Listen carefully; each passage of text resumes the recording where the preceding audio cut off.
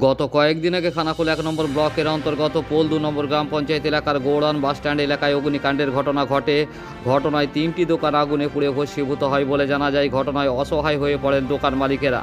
ওই দোকান মালিকেরা খানাকুল থানা ও খানাকুল ১ নম্বর ব্লকের দ্বারস্থ হন। খানাকুল থানার পক্ষ থেকে গত কয়েকদিন আগে আরামবাগ মহকুমা পুলিশ আধিকারিক সুপ্রভাত চক্রবর্তীর উপস্থিতিতে খানাকুল থানা আধিকারিক সমীর মুখার্জি বেশ কিছু খাদ্য সামগ্রী তাদের হাতে তুলে দেন। আজ বুধবার খানাকুল ১ নম্বর ব্লক প্রশাসনের পক্ষ থেকে অসহায় ওই দোকান মালিকদের মুখ্যমন্ত্রী মমতা বন্দ্যোপাধ্যায়ের ডিএম কিট অর্থাৎ ডিজাস্টার ম্যানেজমেন্ট কিট ও বিপর্যয় মোকাবিলায় ব্যবস্থাপনায় পশ্চিমবঙ্গ সরকারের ত্রিপল খানাকুল ১ নম্বর সমষ্টি উন্নয়ন আধিকারিক অরিন্দম মুখার্জি তাদের হাতে তুলে দেন। পাশাপাশি ক্ষতিগ্রস্ত ওই দোকানগুলি খানাকুল ১ নম্বর ব্লক প্রশাসনের পক্ষ থেকে পুনর্নির্মাণ করে দেওয়া হবে বলে জানা যায়। দেখুন বিস্তারিত।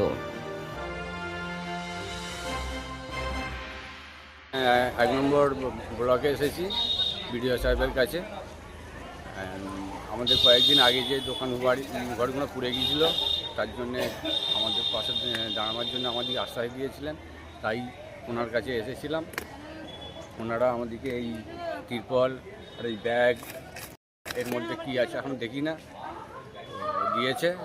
এবং আমাদের দোকানগুলো, সবথেকে বড় কথা হচ্ছে আমাদের দোকান ঘরগুলোকে নির্মাণ করে দেওয়া বলে কথা দিয়েছে। এতে আমরা খুব খুশি। হ্যাঁ, আমার প্রচুর সুরাহা হবে, আমি কাজকর্ম করে ওখান থেকে ইনকাম করে খেতে পারবো। আমার নাম সন্টু রায়গুপ্ত, বাড়ি গ্রাম গৌড়ান ফুলটু। আমরা এসেছিলাম ভিডিও এসেছিলাম, আমাদের দোকান ঘর পুড়ে গেছে। পুড়ে যাওয়ার জন্য আমাদেরকে স্যার ডেকেছিলাম, আমরা অভিযোগ করেছিলাম, সেই জন্য আমরা এসেছি। আমাদেরকে একটা করে ব্যাগ তেরপল দিয়েছে, স্যার আশ্বাস দিয়েছে যে আমাদের দোকান ঘরটা নির্মাণ করে দেবেন। হ্যাঁ, সেই আশাতে আমরা আছি। মোটামুটি শুনেও খুব খুশি হল। তো আপনাদের হ্যাঁ, অবশ্যই শোনা, ওতে নিয়ে আমাদের সব পরিবারকে নিয়ে দুমুটো খেতে পাবো। এই অনেক ধন্যবাদ দিলাম। হ্যাঁ, উনি যেটা করেছেন আমাদের খুব ভালো উপকারই করছে। শ্যামল সাঁতরা বাড়ি। হয়তো জেনে থাকবেন যে গত শনিবার মধ্যরাতে বা তারও পরে আমাদের খানাকুল ১ নম্বরের গৈরান যে অঞ্চল, সেইখানে আপনার পোল ২-এর মধ্যে গৈরান যে অঞ্চল, সেইখানে ৩টি দোকানে পরপর রাতের অন্ধকারে আগুন লেগে যায় এবং ৩টি দোকানই ভস্মীভূত হয়ে যায়। এই ঘটনার পরবর্তীকালে ৩ জন যারা ওই দোকানের স্বত্বাধিকারী, তাঁরা আমাদের কাছে আবেদন করেন এবং আজকে আমরা রাজ্যের জনদরদি সর্বজন শ্রদ্ধেয়া মাননীয় মুখ্যমন্ত্রীর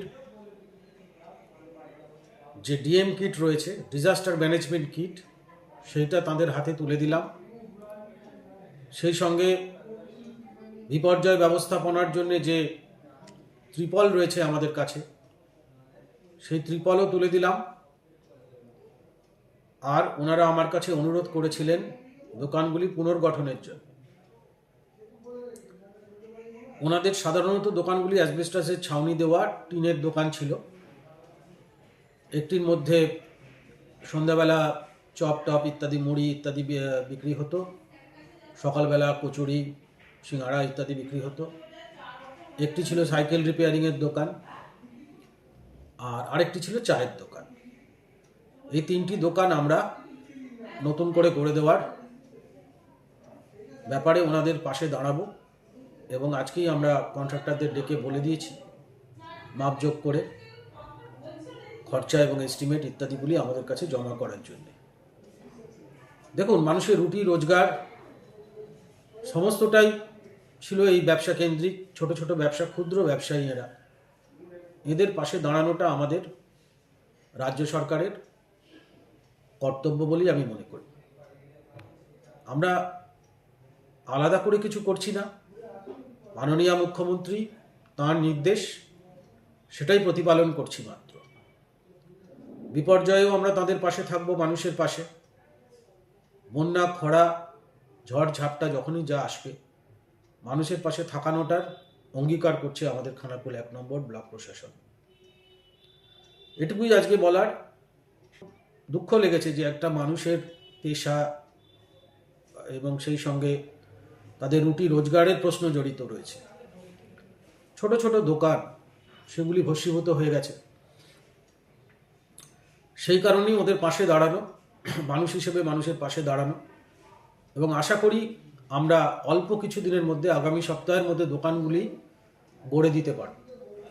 এবং তখনই হবে সার্থকতা যদি ওনাদের দোকানটা গড়ে দেওয়ার পরে ওনারা আবার করে ব্যবসার মধ্যে তারা নিয়োজিত হতে পারেন এবং আর্থিক যে ক্ষতি তাদের হলো সেই ক্ষতিটার তারা সুরাহা করতে পারে। পাশাপাশি যে সাইকেলের দোকানটি রয়েছে তাকেও আমরা বলেছি আমাদের কন্যাশ্রী সাইকেল যে পরবর্তী যে পর্যায়ে আসবে তখন সেই ফিটারের কাজটা বা ফিটিংয়ের কাজটা একটা অংশ আমরা ওকে দেব, তাহলে যে ক্ষয়ক্ষতির কিছুটা হলেও আর্থিকভাবে যে ক্ষয়ক্ষতি হয়েছে কিছুটা পূরণ করা সম্ভব হবে। এটাই আমাদের আবেদন এবং মানুষের পাশে থাকার অঙ্গীকার।